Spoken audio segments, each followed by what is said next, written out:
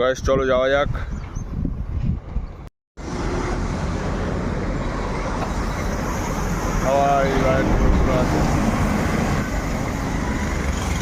টোটো পিছন ছাড়ছে না আজকের দিন,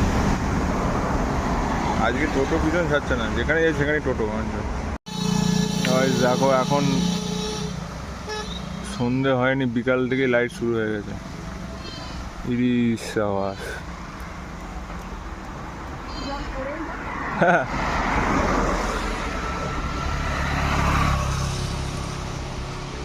বাহ, তাহলে সন্ধে হলে তো আরো সুন্দর লাগবে।